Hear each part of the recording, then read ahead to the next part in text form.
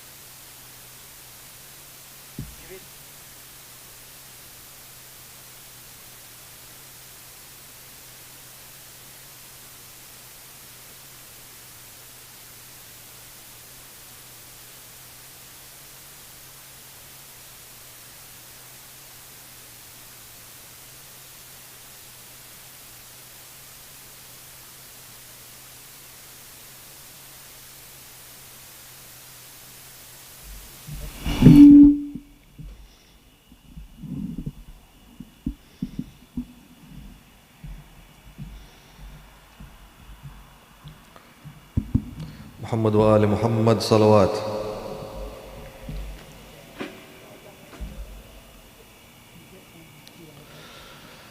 اکبر تمہیں معلوم ہے کیا مانگ رہے ہو،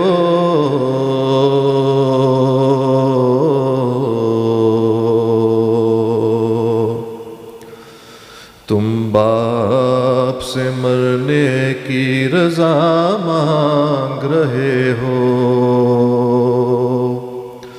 اکبر تمہیں معلوم ہے کیا مانگ رہے ہو،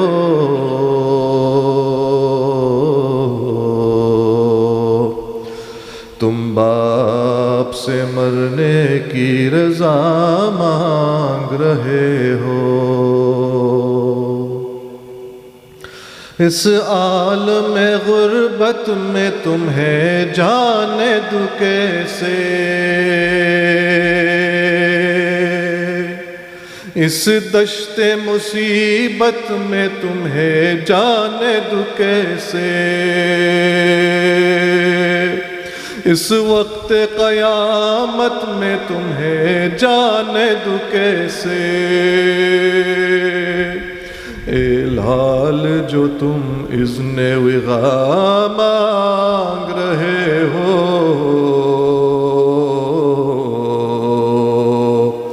تم باپ سے مرنے کی رضا مانگ رہے ہو. کیا گزرے گی اس باپ کے دل پر نہیں سوچا، تم نے یہ میری جالی اکبر نہیں سوچا. مر جاؤں گا میں تجھ سے بچھڑ کر نہیں سوچا، تم مجھ سے ضعیفی کا عصا مانگ رہے ہو،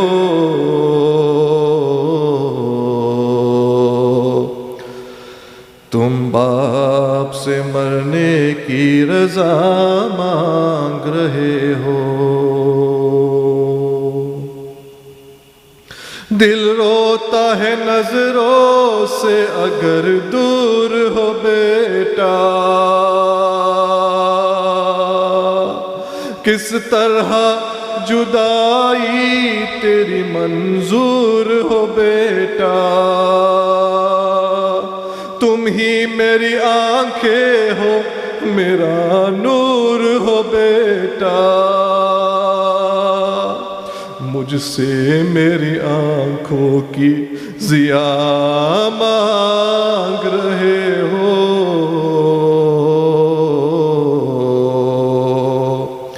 تم باپ سے مرنے کی رضا مانگ رہے ہو۔ ایک روز تجھے آن کے مانگا تھا پھوپھی نے، 18 برس نازوں سے پالا تھا پھوپھی نے، بیٹے سے بھی زیادہ تمہیں چاہا تھا پھوپھی نے، احسان جو زینب نے کیا مانگ رہے ہو،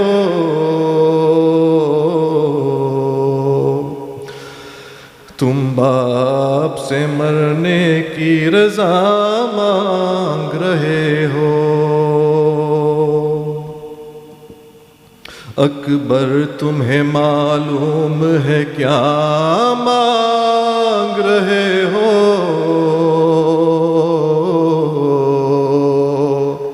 تم باپ سے مرنے کی رضا مانگ رہے ہو۔ حضرت علی اکبر جواب دیتے ہیں، بابا مجھے معلوم ہے کیا مانگ رہا ہوں،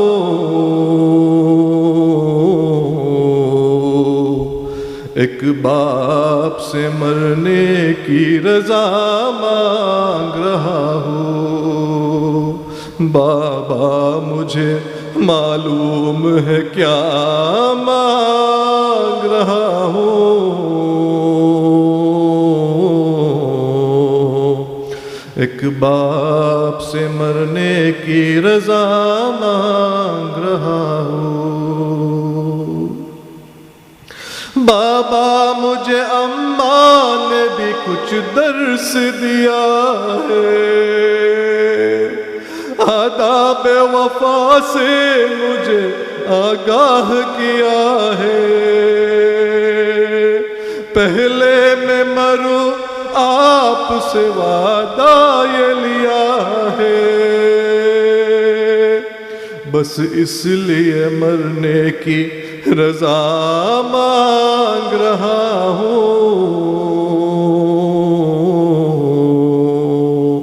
ایک باپ سے مرنے کی رضا مانگ رہا ہوں، بابا مجھے معلوم ہے کیا مانگ رہا ہوں، ایک باپ سے مرنے کی رضا مانگ رہا ہوں۔ بابا مجھے احوال دل زار پتہ ہے، سخت بہت منزل دشوار پتہ ہے، اور دین کا مشکل میں ہے سردار پتہ ہے، یوں آپ رضا مانگ رہا ہوں،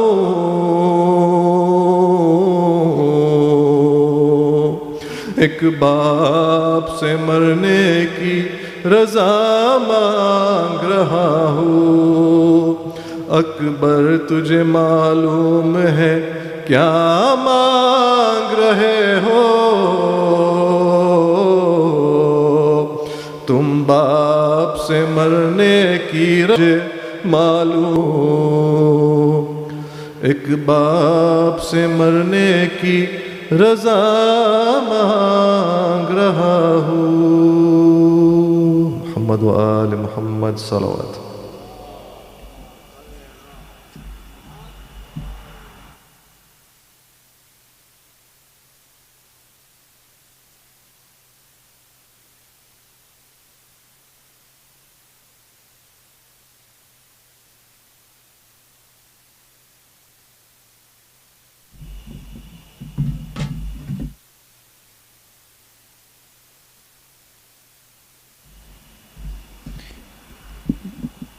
Sayyid, my dear elders, brothers and sisters, Assalamu alaikum. Before we get started with the announcements, we're requested to recite a Surah Fatiha for Abida Begum, Sajida Begum, Israt Jehan Begum, Sakina Begum, Mir Bakir Ali, Mir Ijaz Ali, Mir Sajjad, Munger Khan, and for all of our marhumeens. Surah Barakatul Fatiha.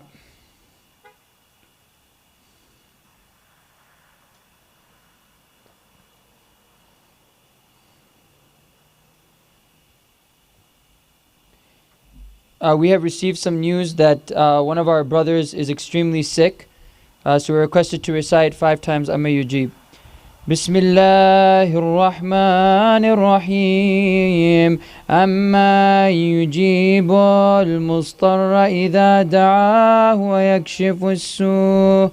أما يجيب المضطر إذا دعاه ويكشف السوء أما يجيب المضطر إذا دعاه ويكشف السوء أما يجيب المضطر إذا دعاه ويكشف السوء أما يجيب المضطر إذا دعاه ويكشف السوء برحمتك يا أرحم الراحمين.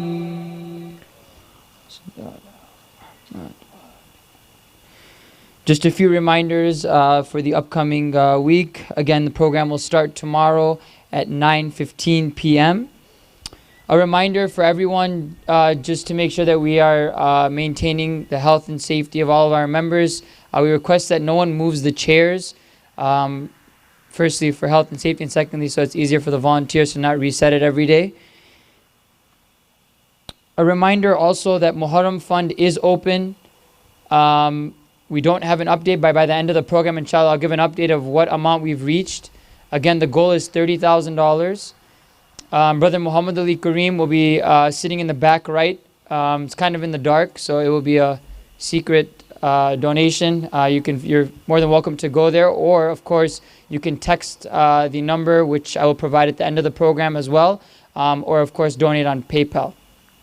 With that, I will welcome Sayyid with a loud salawat.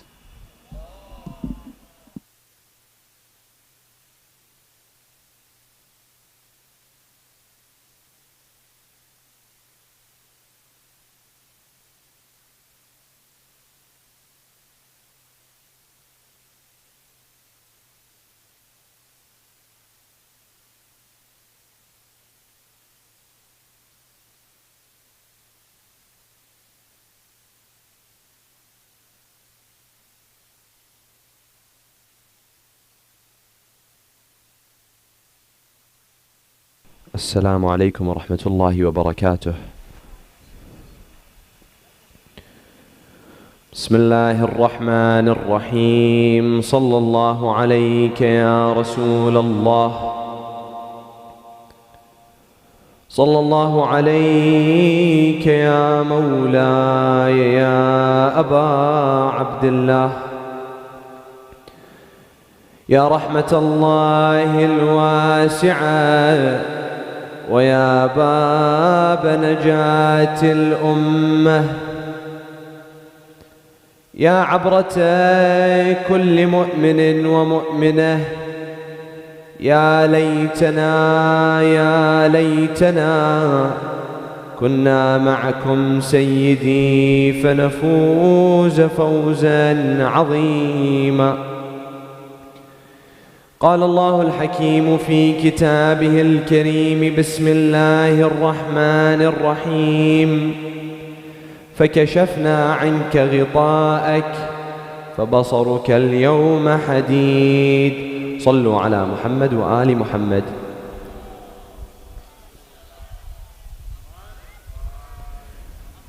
To purify our hearts and souls, صلوا على محمد again.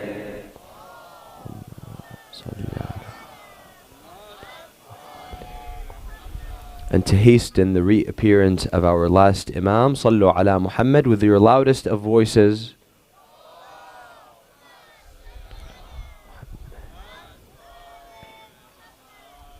we human beings always have thoughts in our minds.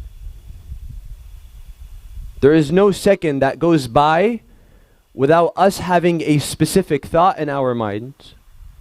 That is how our brains are wired. Every single second, we have a specific thought. We think about our education, we think about our family, about ourselves, about work, about money, about everything. We think about everything.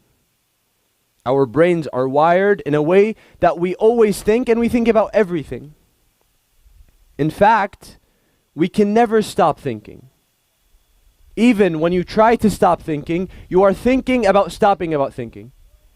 So you're always thinking. You can never escape from that. And our thoughts are very often, even during our sleep. According to neuroscientists, human beings have around 6,200 thoughts per day. So we think a lot, and we're always thinking. But one thing that us human beings rarely think about is death. We often tend to neglect the idea of death. Why? Because it's not pleasant to think about death. It's not fun to think about death. Why would I think about losing my life, losing everything that I have? We have 6,200 thoughts per day. How many thoughts of them are about death? If we're really good human beings that always reflect, it's probably 10, 20 times, not more. And the rest of us really don't think about death. And even for those who think about death, they don't think about what happens after death. They think about losing everything in life, and that's it. It ends. They don't think about going into the grave. They don't think about what happens when you go into the grave. They don't think about what happens after that. What happens from the moment you die till the moment of Qiyamah, till the day of judgment. What happens? We human beings don't really think about that because it's an unpleasant thought.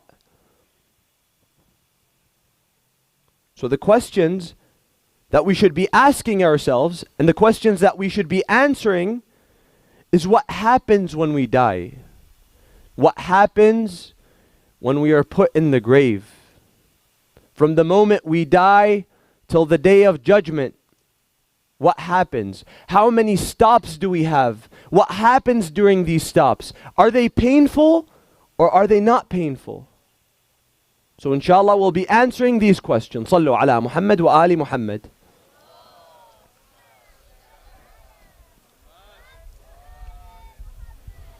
Our scholars say that there are multiple stages after we die.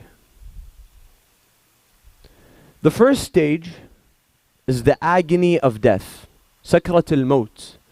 The Holy Quran says, Bismillah ar-Rahman ar-Rahim, وَجَاءَتْ سَكْرَةُ الْمَوْتِ بِالْحَقِّ ذَلِكَ مَا كُنْتَ مِنْهُ تَحِيدٌ. And the agony of death comes with truth. That is what you were avoiding. We were avoiding death all of the time. We don't think about death. We try to escape death. We try to prolong our lives. And the Quran says the agony of death comes with truth. We see our truth, our full truth, during Sakrat al-Maut, during the agony of death. So what is the agony of death?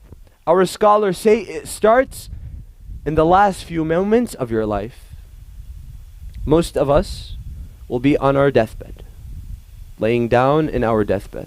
When some people, unfortunately, they have an accident, they have a heart attack, it's a sudden death. So it's these small moments, these few moments before death. But most of the time, it's when you're on your deathbed. And our scholars say that it is extremely painful. What are the pains that you have during the agony of death? Number one is that you witness everyone who you love is by your side crying and weeping for you. That is if we're lucky. If not, then you're dying of loneliness. You're dying and you're lonely, and that's another pain. But imagine the people who you love are surrounded by you, are by you. You see them cry. You see them weep. That is a pain by itself. So that's one of the pains. The second pain is that you're losing everything that you've worked for. All the material wealth that you've gained, the car, the house, your wife, your kids, all of that is gone in a matter of seconds with death. It all ends. So that's one type of pain. A second type of pain is physical pain. When you're on your deathbed, or when you have an accident that causes you to die, or when you have a heart attack, unfortunately, you're going through pain. So that's physical pain that you're going. So emotional and physical pain. And the third type of pain is the pain that Allah subhanahu wa ta'ala gives us during these moments because of His mercy, and we'll illustrate that. But during that time, we have a third type of pain, and it's the pain of not being able to talk. Sometimes, during these moments, Allah subhanahu wa ta'ala prevents us from talking. We try to talk. We try to talk to our parents. We try to talk to our children, to our loved ones who are surrounded by us when we're on the deathbed, but we can't talk. They say that the Prophet sallallahu alayhi wa sallu ala Muhammad,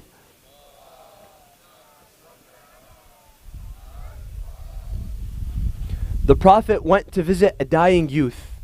Our narrations don't tell us why this youth was dying, but he was dying. The Prophet sallallahu alayhi wa went to visit him. He enters the house and he tells him, قُلْ لَا إِلَهَ إِلَّا اللَّهِ.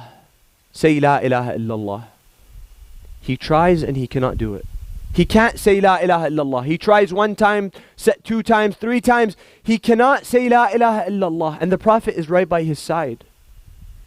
So the Prophet says, does he have a mother? Someone in the back of the room says, yes, I am his mother. The Prophet looks at her and says, are you unhappy with him? She says, yes, I'm unhappy with him. In fact, I have not spoken to him in 6 years. The Prophet looks to her and says, forgive him. She says, oh Rasulullah, if your wish is to forgive him, I forgive him. So the mother forgives her son. The Prophet looks again at him and tells him, قُلْ لَا إِلَهَ إِلَّا اللَّهِ. Say La ilaha illallah. This time he successfully is able to say La ilaha illallah. The Prophet tells him, what do you see? He says, I see a man that is approaching me. This man is very ugly, with dirty clothes. The smell is very unpleasant. I have not seen a more unpleasant smell. And he is dragging me, holding me by the hand and dragging me. The Prophet tells him, say, يا من يقبل اليسير ويعفو عن الكثير. اقبل مني اليسير واعف عني الكثير إنك أنت الغفور الرحيم. O you who accepts the small deeds and forgives the big sins, accept my small deeds and forgive my big sins. Indeed, you are the most merciful. So the Prophet again asks him, after he says these words, he tells him, what do you see now? He tells him, I see a man with beautiful clothing, who smells nice, that is taking my hand gently and taking me. And all of a sudden this man, while talking to, is that there are sins specifically. Allah subhanahu wa ta'ala, we will be facing extreme pain because of these specific sins. And one of those sins is uquq al-walidain, not obeying your parents. When your mother doesn't talk to you for 6 years, this is what you'll face. A mother is very merciful. So you can only imagine what this kid has done to have his mother not talk to him for 6 years. So these who had very unpleasant smell, and the Quran talks about this. The Quran says, فَكَشَفْنَا عَنْكَ غِطَاءَكَ فَبَصَرُكَ الْيَوْمَ حَدِيدٌ. We have removed from your cover, so today your sight is piercing. You see everything. Everything is clear. So what do we see? Our riwayat, our narrations tell us that we see 3 things during Sakrat al-Maut, during the agony of death, when we are on our deathbed. Number 1 is that we see the Prophet and the Ahlul Bayt, sallu ala Muhammad.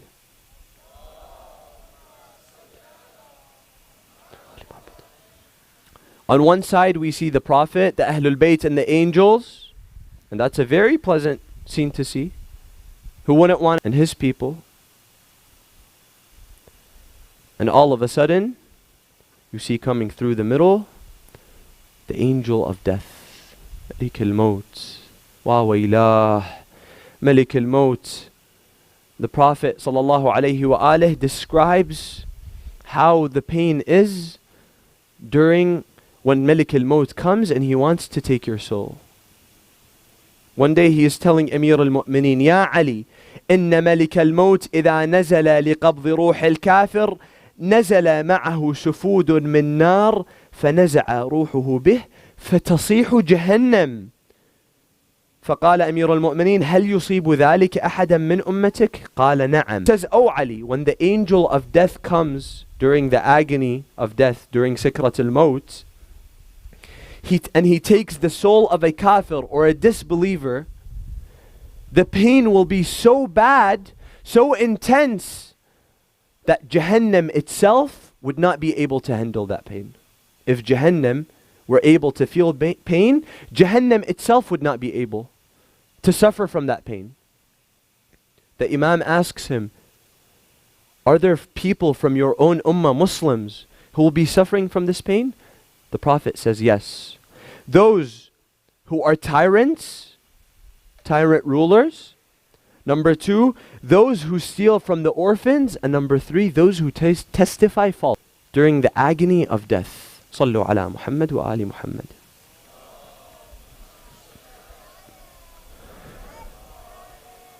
But nevertheless, our scholars, our imams all conclude that during the agony of death there will be some sort of pain for us to deal with. So that is the first step towards death. And then Malik al-Maut takes, the angel of death takes our soul. What happens after that, brothers and sisters, is the grave. We go to the grave, and the grave starts saying, I am the house of loneliness. I am the house of worms. Wa wailah. We see that people have high status in this life. They end up in the grave. The same place where someone who has a low status. Everyone ends up in the house of loneliness. Everyone ends up in the house of worms. Our narrations say that when the person goes to the grave, it is the most loneliest feeling that you can ever imagine, that you can ever experience. Rasulullah sallallahu alayhi wa alayhi says, لا يأتي على الميت أشد من الليلة الأولى. The worst night is the first night, when you experience loneliness for the first time. True loneliness. Imagine all your life, you're living with family, you're living with friends, you're living in a vibrant community, mashallah, and all of a sudden, you're alone in the grave. The most difficult time for a dead person is the first night in the grave. It is narrated that Fatima al-Zahra, sallu ala Muhammad,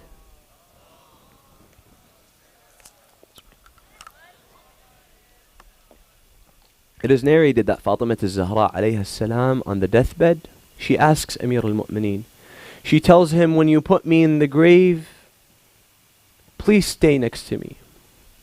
Stay by my side, because this is the most loneliest time for us when we're in the grave. And read some Quran for me. So brothers and sisters, when we have people who die, who we love, the first night, let's stay a little bit by their side for an extra 30 minutes, an extra hour, and read some Quran for them. That helps them, as Fatima al-Zahra alayha salam says. So aside from the loneliness that we feel in the grave, what else do we feel? Our scholars say that there is ضغطة القبر, the squeeze of the grave, the pressure of the grave. There is a pressure, and we feel it. Even though we're dead, Allah subhanahu wa ta'ala makes it in a way that we feel it. You know, many people, when they go around other people, and you know it's a little crowded, they get claustrophobic. They can't breathe. Scholars say that, scientists say that it's an extreme fear of confined places. When you're in a confined space, you have that fear, you cannot breathe. You feel that you can't breathe. Now tell me, what's more confined than the grave? So everyone feels this pressure. Everyone feels this squeeze in the grave. The pressure is so much that any human being living, if we experience it, we will immediately die. That's how painful it is. And our narrations indicate that there are multiple sins that we do that will increase the squeeze of the grave. What are they? Number one is namimah, gossip. A lot of us love to engage in gossip. Gossip is one of the sins that leads to squeeze in the grave. When you go to someone and you tell him this person said this and this and this and this about you, and it causes a fight in the community. It causes a fight between two people, a division. That is namimah. And Allah subhanahu wa ta'ala will have the pressure of the grave on us as a punishment for this act. The second act that increases the squeeze of the grave is ghiba, backbiting. You're double-faced. When you talk to someone, you're very nice and pleasant, and as soon as they turn their back, this person is this person is this, and I hate them, and I can't stand them, and you tell other people about it. That is ghiba. That is backbiting, and it increases the squeeze of the grave. And the third one, brothers and sisters, and this is very important, having bad akhlaq with the family, bad manners with the family. You know, a lot of people, with everyone, they're very nice, they're very pleasant. When it comes to their family, they can't stand their family. As soon as they go into the house, they're devils. They start yelling, and they don't want to talk to their parents, they don't want to talk to their siblings. Leave me alone. They say that one day the Prophet sallallahu alaihi wa alihi,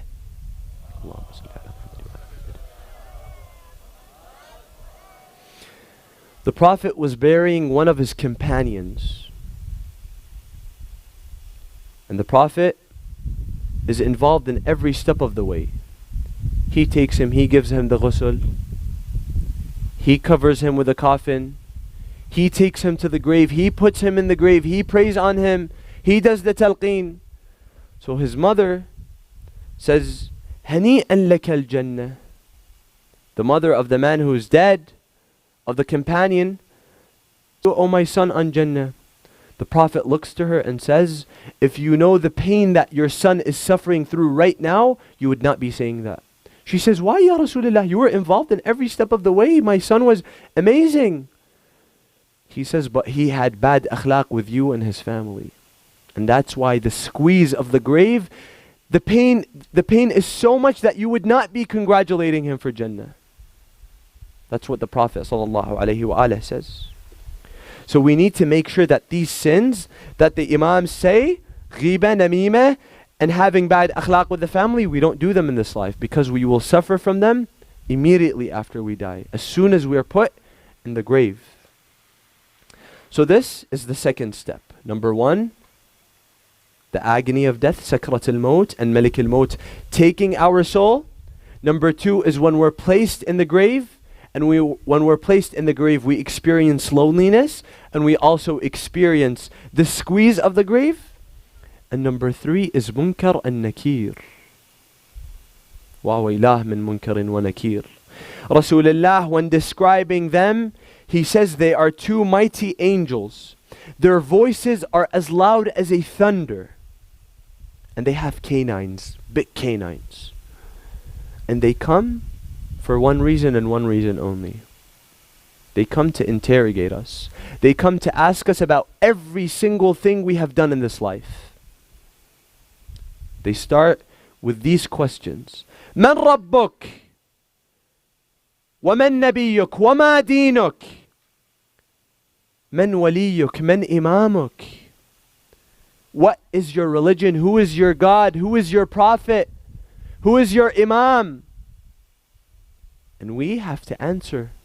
We have to answer all of these questions. The imams say that the conditions are so terrifying. You're experiencing loneliness. You're experiencing pressure in the grave. You see Malik, Munkar and Nakir, they're extremely terrifying. The conditions are so scary, they're so terrifying that we have a hard time answering them. And that's why it's mustahab when someone dies and they're buried, someone stays after everyone leaves and does the talqeen for them. They tell them, إِذَا أَتَاكَ الْمَلِكَانِ مُنْكَرٍ وَنَكِيرٍ فَقُلْ اللَّهُ رَبِّي الإسلام ديني الكعبة قبلتي محمد النبي علي أمير المؤمنين إمامي, and so on and so forth. Because the conditions are so terrifying, they need help. But brothers and sisters, if we don't know the answer to these questions, we won't pass it, even if someone helps us out. A lot of Shia, unfortunately, don't know the names of their imams. I've seen it multiple times. We have 12 imams, 12 names to memorize. They don't know it. They'll say Imam Ali, Imam al-Hasan, Imam al-Hussein, Imam Zayn al-Abidin. Oh, they start to forget. They don't know Imam al-Baqir's name. They don't know Imam al-Sadiq's name. Especially when it comes towards the last few imams, Imam al-Hadi, Imam al-Hasan al-Askari, people forget. We should know the answers to these questions. And then Munkar and Nakir begin to ask you about every single thing that you've done in this world. They tell you, write it. You tell them, where do I write it on? They tell you, use your finger and write on your coffin. And you start writing every single thing that you've done. The imams say that the good deeds that you've done, you write them so eagerly. You're so eager to write them. Yes, I did this good thing, let me write it down. But when it comes to the bad sins, you start pausing.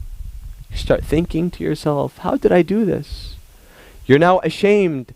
And they look at you and tell you, you're ashamed of writing them in front of us? Where was your shame when you were doing these sins in front of Allah subhanahu wa ta'ala?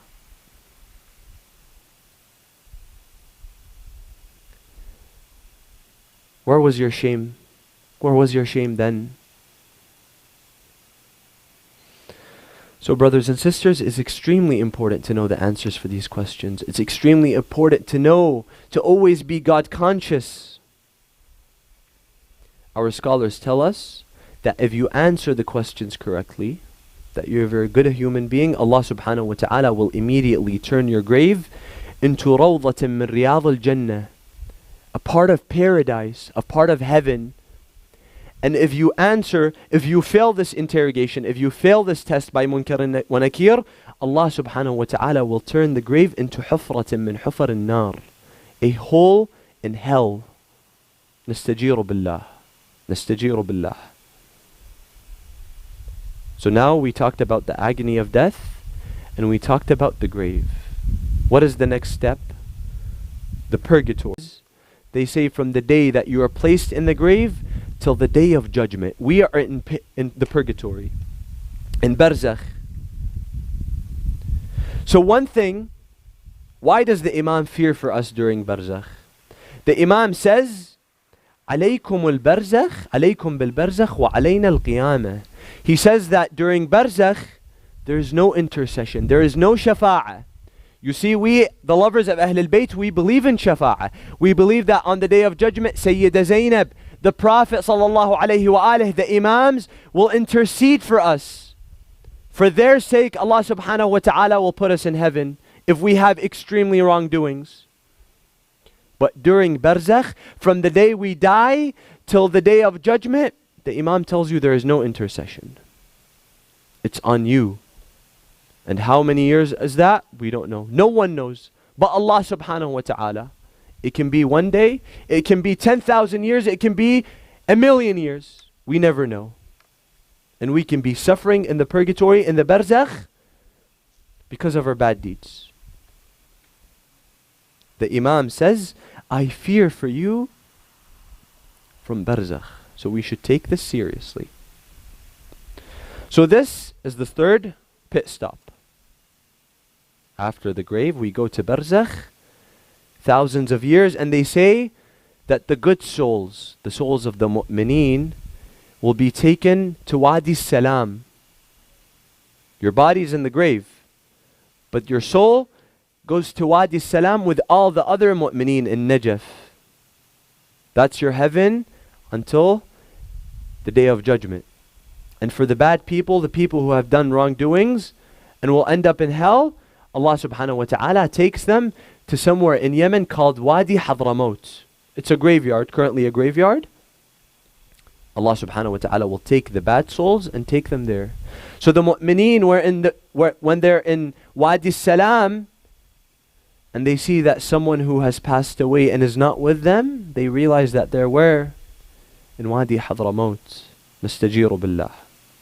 So this is barzakh. It can last. No one knows how long it lasts. It lasts from the moment you die until the day of judgment, whenever that is. And only Allah subhanahu wa ta'ala knows when that is. Sallu ala Muhammad wa ali Muhammad.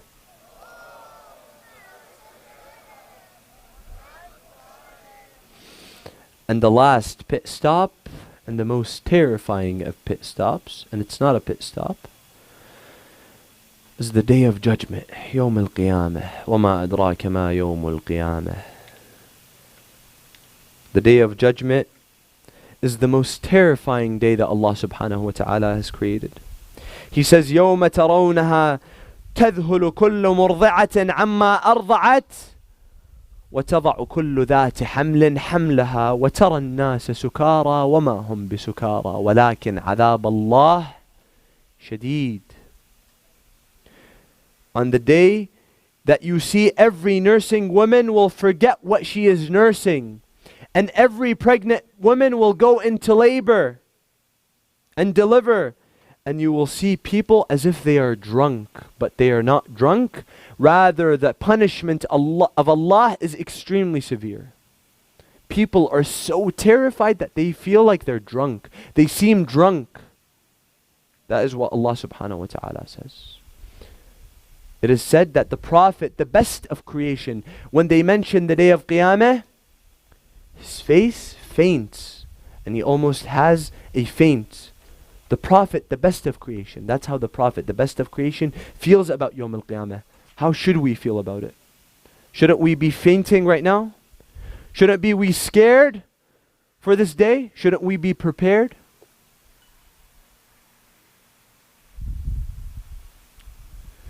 Imam Ali alayhi salam says,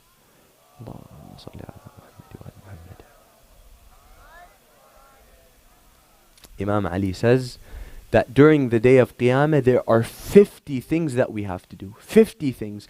And each thing takes 1,000 years. Allah subhanahu wa ta'ala says in the Holy Quran, في يوم كان مقداره 50,000 سنة, 50,000 years. We have to do 50 things. Each one of them takes 1,000 years. That makes 50,000. That's what the Quran says. And that's what the Imam says. But for the sake of time, we'll go through some of the things that we have to do in Yawm al-Qiyamah. The first thing that we're ordered to do on the day of Qiyamah is leave our graves. Imam Zayn al-Abidin talks about it beautifully. He says, أبكي لخروجي من قبري عريانا ذليلا حاملا ثقلي على ظهري. I cry for that I will leave my grave with no clothes on me, having my sins as a burden on my back, feeling humiliated. When I take a look to the right, I take a look to the left. When I take a look to the right and I take a look to the left, what happens is that I see that every single person, every single human being is what? Is concerned with themselves. They're not concerned about anything else because of the terrifying situation. Sallu ala Muhammad wa ali Muhammad.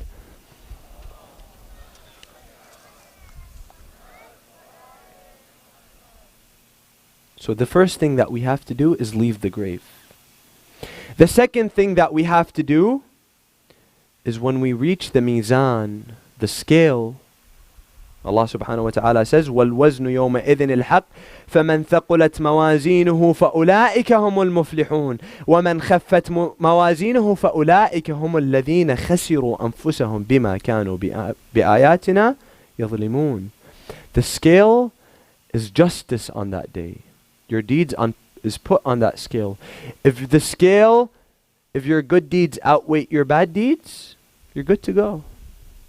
But if not, then wa wailah. So when we're placed on the scale, Allah subhanahu wa ta'ala tells us, this is the sirat. Go on the sirat. Ihdina sirat al-mustaqim is a bridge over hell. Hell is right there, and there's a bridge over it.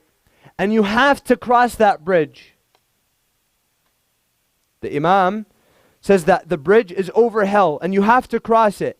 He says that the width of this bridge is the width of hair. How wide is a hair? The Imam is telling us that we have to be on our toes in this situation. It's so scary, and you see hell under you. The Imam says that it's so sharp, it's sharp as a sword. It's sharp as a sword, and it's hotter than hellfire itself. But the Imam has good news. He says that if you're a mu'min, you will pass this bridge and go to heaven like a thunder. This quick. You pass it really quick. And some people, they have to go, they tread lightly. Some people pass, and for those, they fall in hellfire. Na'udhu billah min nar jahannam. So brothers and sisters, we should prepare for these steps. We should think more about death. We should think about the agony of death. We should think about the grave, the loneliness of the grave, the pressure that we have during the grave. We should think about barzakh, because barzakh, there is no intercession. We have to work to be in Wadi Salam during barzakh. We should think about passing al-sirat, the straight path, quickly like a thunder. Not tread lightly, not fall into heaven, but pass and go to heaven, insha'Allah. Not fall and go to hell. And there were people who we can look at who were prepared for death, who thought about death from a young age. On the eve of the 10th, Imam al-Hussein alayhi salam gathers his companions and tells them, tomorrow we will be martyrs. We will be martyrs.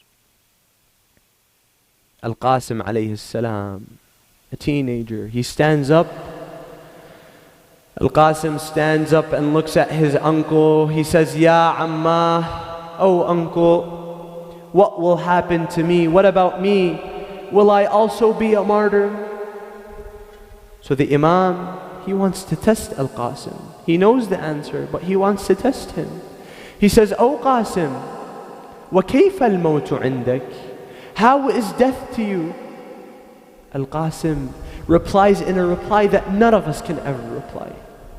At a young age, he replies, وَاللَّهِ يَا عَمْ فِي نُصْرَتِكَ أَحْلَى مِنَ الْعَسَلِ. By Allah, O uncle, if it is to support you, it is sweeter than honey. Look at the beautiful answer. On the day of Ashura, he goes to the Imam. He sees the companions all dying. He sees Ali al-Akbar dying. He goes to his uncle. He tells him, Oh uncle, I want to ask your permission to fight, to engage in the battle, to fight in between your hands.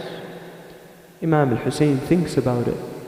He realizes that this is the only remnant of Imam al-Hasan alayhi salam. How can he send him to battle? His own nephew. He tells him, no, I do not allow you, my son. Al-Qasim was prepared. He was prepared for his uncle to reject, so he pulls out a letter from his pocket. He says, oh uncle, here you go. It's a letter from Imam al-Hasan alayhi salam to his brother Imam al-Hussein, telling him that if Al-Qasim alayhi salam comes to you, accept him. Let him be a martyr in between your hands. So Imam al-Hussein alayhi salam begins to cry. He begins to weep. How can he send his own nephew to the battle? He puts on his head the imamah of Imam al-Hasan alayhi salam. He gives him the sword of his father, Imam al-Hasan, and he preps him for battle.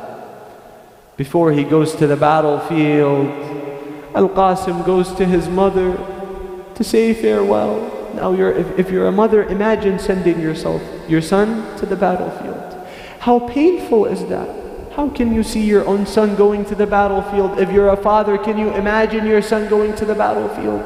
Look at the patience of Ramla, the wife of Imam al-Hasan, the mother of Al-Qasim. He goes to say farewell. وَكَأَنِّي بِالْقَاسِمِ يَقُولُ يُمَّ ذِكْرِينِي من تمر زفة شباب من العرس محروم حنتي دمي المصاب شمعة شبابي من يطفوها حنتي دمي والجفن ذاري تراب يما ذكريني من تمر زفة شباب. Oh mother, remember me when you see a wedding. Remember me when you see a young person getting married, having fun in life. I am going to the battlefield. He goes, she hugs him, and she sends him to the battlefield, and his face is glowing like a moon. Al-Qasim, looking like his father, looking like Rasulullah, goes into the battlefield, fighting fiercely, defending his imam and saying, إن تنكروني فأنا نجل الحسن صبط النبي المصطفى والمؤتمن هذا حسين كالأسير المرتهن بين أناس لاصقوا صوب المزن. He continues to fight, saying that I am fighting for my uncle. I am fighting for the person who is being treated like a captive with no water. He fights fiercely until his lace, the lace of his sandal, breaks. He kneels to fix it. He kneels to strap the lace, and all of a sudden the man, la'natullahi ta'ala alayhi, strikes him on his head. Al-Qasim alayhi salam falls. He falls and he says, Ya Amma, Assalamu alayka ya Aba Abdullah. Oh uncle, come to my help. Imam al-Hussein rushes to him. He tells him, يَعُزُّ عَلَىٰ عَمِّكَ أَن تُدْعُوهُ فَلَا يُجِيبُكَ. It breakens the heart of your uncle that you call him and he cannot answer you. أو يُجِيبُكَ فَلَا يُعِينُكَ. Oh, he answers you, but he is not able to help you. أو يُعِينُكَ فَلَا يُغْنِي عَنْكَ شَيْئًا. Or even if he helps you, he cannot rescue you. And all of a sudden, Al-Qasim, he dies in the hands of Abi Abdullah al-Hussein. And Abi Abdullah al-Hussein takes him now to the tents. Now imagine Ramla. You mothers, imagine Ramla. Imagine how she is feeling. Imagine Sayyida Zainab. He takes him to the tent and he lays him down on the tent, on the floor of the tent, in the 10th day of Muharram next to Ali al-Akbar. Two beautiful people, like moons, like shining moons, they're laying dead. Sayyida Zainab comes to Abi Abdullah al-Hussein and tells him, Ya Aba Abdullah, Layla, the mother of Ali al-Akbar, Ramla, the mother of Qasim, they want to cry for their children. Please leave the tents. They don't want to add a burden to your heart. Look at the patience. They go into the tent and they see their kids cry. They see their kids, Allahu Akbar. They see their kids and they begin to cry. Ali al-Akbar laying dead, Al-Qasim laying dead. And the mothers have lost their children. Inna lillah wa inna ilayhi raji'un.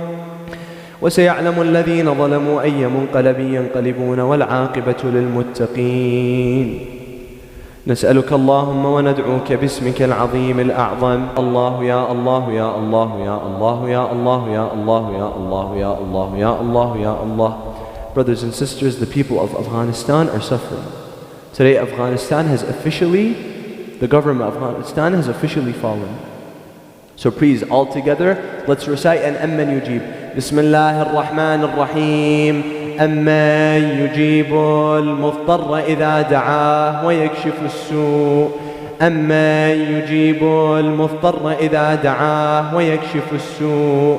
أمن يجيب المضطر إذا دعاه ويكشف السوء. أمن يجيب المضطر إذا دعاه ويكشف السوء. أمن يجيب المضطر إذا دعاه ويكشف السوء يا الله. Please stand up for the dua of the Imam. بسم الله الرحمن الرحيم. اللهم كن لوليك الحجة بن الحسن صلواتك عليه وعلى آبائه في هذه الساعة وفي كل ساعة وليا وحافظا وقائدا وناصرا ودليلا وعينا حتى تسكنه أرضك طوعا وتمتعه فيها طويلا برحمتك يا أرحم الراحمين.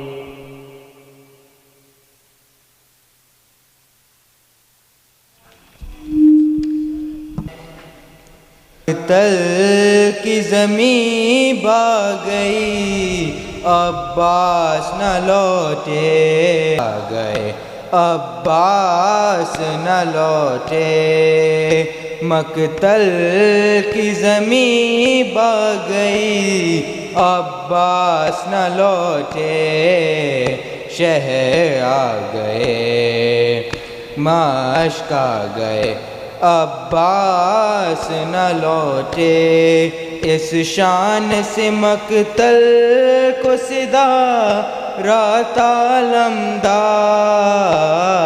اس شان سے مقتل کو صدا رات علمدار، آدھا کی نظر کھا گئی عباس نہ لوٹے، شہر آ گئے مشق آ گئے عباس نہ لوٹے، بہتا ہوا کانوں سے لہو سوکھے ہوئے لب، بیٹھا ہوا کانوں سے لہو سوکھے ہوئے لب، دکھلانے شہر آ گئے مشق آ گئے عباس نہ لوٹے، دیتی رہی آواز پہ آواز سکینہ، دیتی رہی آواز پہ آواز سکینہ، آخر کو قضا آ گئی عباس نہ لوٹے، شہر آ گئے مشق آ گئے عباس نہ لوٹے، کیا جانی یہ کیوں روٹھ گئے کہتی تھی زینب، کیا جانی یہ کیوں روٹھ گئے کہتی تھی زینب، رخصت کی گھڑی آ گئی عباس نہ لوٹے، شہر آ گئے مشق آ گئے عباس، لے کے گئے تھے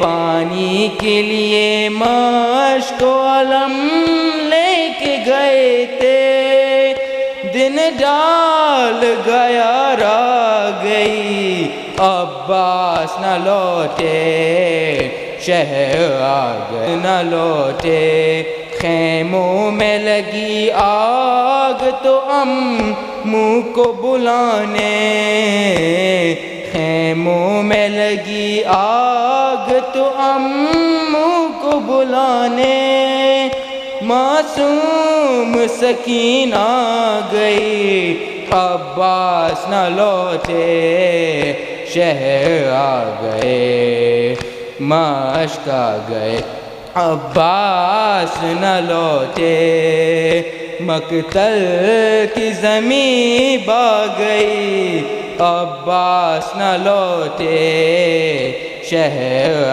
گئے مشق آ گئے عباس نہ لوٹے، یا حسین یا حسین.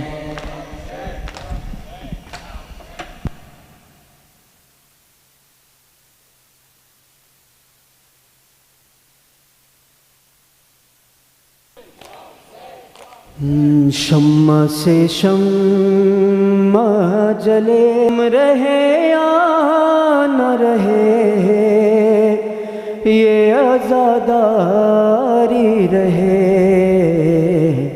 شمع سے شمع جلے سلسلہ جاری رہے ہم رہے یاری رہے اپنی نسلوں کو سکھاتے رہو ماتم کا ہنر سینہ در سینہ کرے بس یہ عزاداری سفر جیسے حالات بھی ہو یہ عمل جاری رہے ہم رہے یا نہ رہے یہ عزاداری رہے شمع سے شمع جلے سلسلہ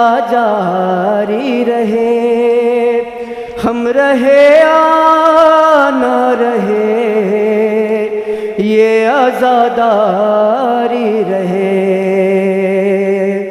تم اگر ذاکر شبیر ہو یا یاد رہے چاہے اس غم کے لیے سر بھی کٹے گھر بھی جلے حرمت فرش عزا جان سے پیاری رہے ہم رہے یا نہ رہے یہ عزاداری رہے شمع سے شمع جلے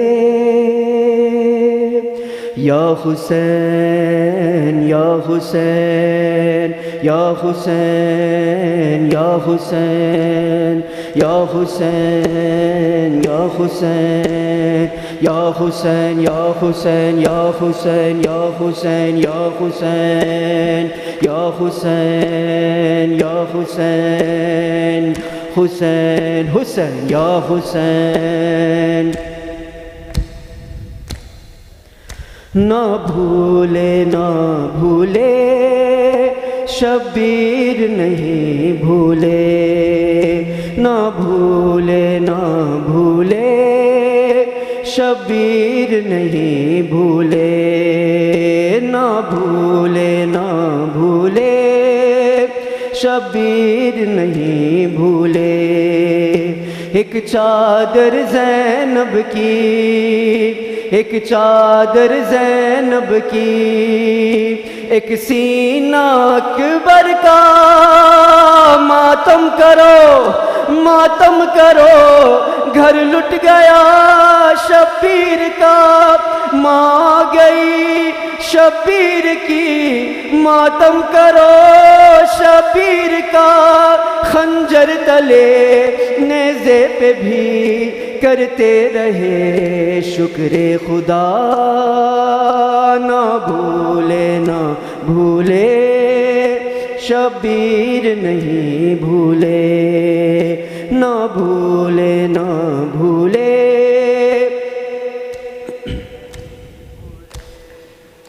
ایک چادر زینب کی ایک چادر زینب کی ایک سینہ اکبر کا تیروں پہ تھا لاشا تیرا روتی رہی کرب و بلا خیمے کا جب پردہ اٹھا بولی بہن بھیا میرا لاشا طرف کر رہ گیا کرتے رہے شکر خدا نہ بھولے نہ بھولے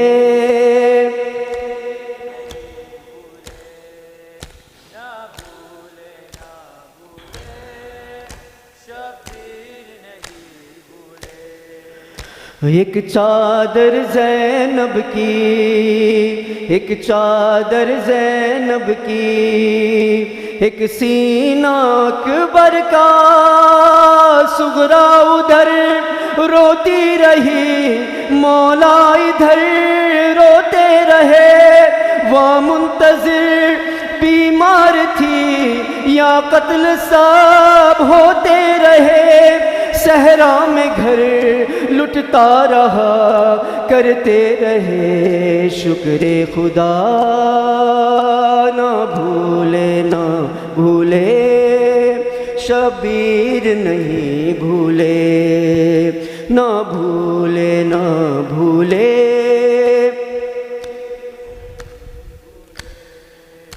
ایک چادر زینب کی، ایک چادر زینب کی، ایک سینہ اکبر کا، دربار میں بازار میں زندان میں ہر آن میں کیسے ستم سہتی رہی، بیٹی تیری بہنا تیری، دیکھا کہ یہ نیزے پہ سر کرتے رہے شکر خدا، نہ بھولے نہ بھولے شبیر نہیں بھولے، نہ بھولے نہ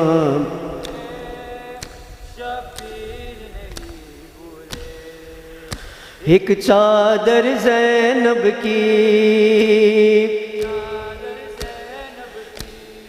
ایک سینہ اکبر کا، ماتم کرو ماتم کرو، گھر لٹ گیا شبیر کا، ماں گئی شبیر کی، ماتم کرو شبیر کا، خنجر تلے نیزے پہ بھی کرتے رہے شکر خدا، نہ بھولے نہ بھولے شبیر نہیں بھولے، نہ بھولے نہ بھولے شبیر نہیں بھولے، نہ بھولے نہ بھولے۔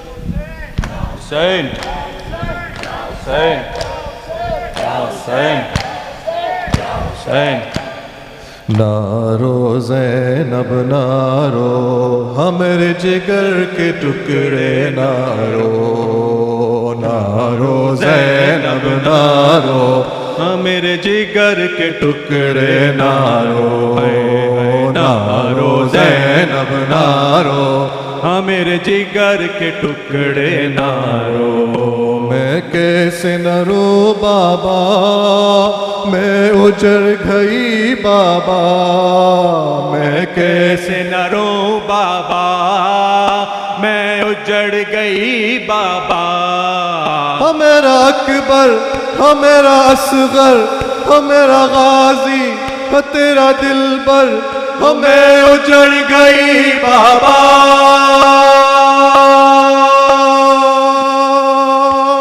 نارو زینب نارو، ہمارے جگر کے ٹکڑے نارو، نارو زینب نارو، ہمارے جگر کے ٹکڑے نارو، میں کیسے نہ رو بابا، میں اجڑ گئی بابا، میں کیسے نہ رو بابا، میں اجڑ گئی بابا، ایک دن میں اگر اچھڑا ارے بھائی ہونا بیٹا، میں اجڑ گئی بابا، نارو زینب نارو، ہمارے جگر کے ٹکڑے نارو، نارو زینب نارو، ہمارے جگر کے ٹکڑے نارو، میں کیسے نہ رو بابا، میں اجڑ گئی بابا، میں کیسے نہ رو بابا، میں اجڑ گئی بابا، ایک چادر میں دیکھا قاسم کا جب لاشا میں اجڑ گئی بابا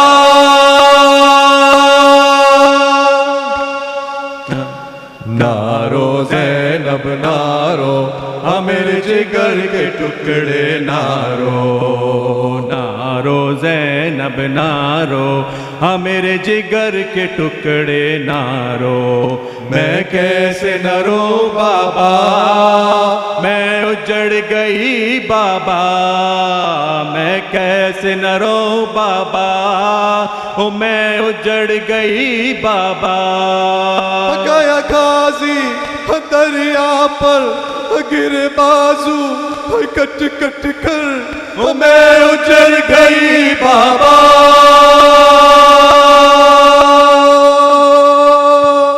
نارو زینب نارو میرے جگر کے ٹکڑے نارو نارو زینب نارو میرے جگر کے ٹکڑے نارو میں کیسے نہ رو بابا میں اجڑ گئی بابا میں کیسے نہ رو بابا میں اجڑ گئی بابا سرور پہ چلا خنجر میں ہو گئی بے چادر میں اجڑ گئی بابا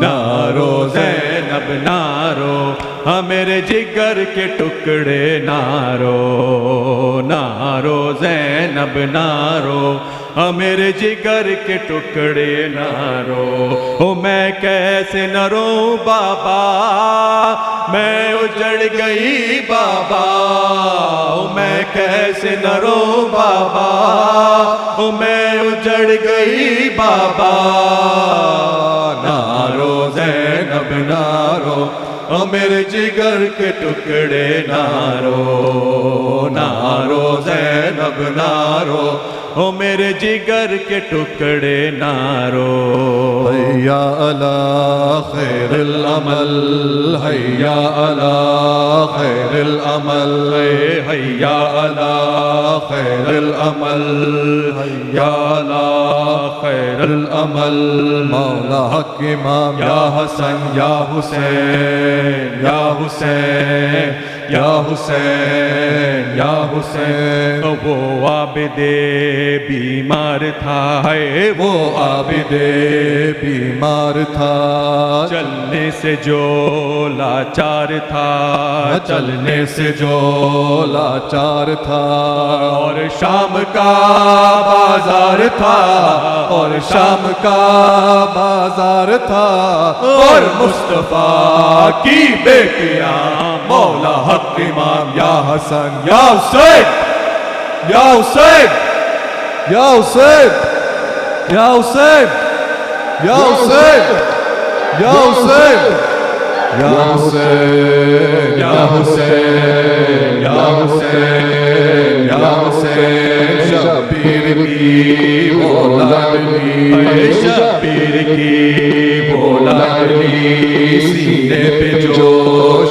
کے پلی سینے پہ جوش کے پلی جس کی ابابن میں جلی جس کی ابابن میں جلی منہ پر تماچوں کے نشان مولا حق امام یا حسن یا حسین یا حسین یا حسین یا حسین یا حسین یا حسین یا حسین یا حسین یا حسین یا حسین یا حسین رو کر کہے قاسم کی ماں ہے رو کر کہے قاسم کی ماں مارا گیا قاسم جوان مارا گیا قاسم جوان اعلان میں ڈھونڈو کہا اعلان میں ڈھونڈو کہا بیوہ کہا جو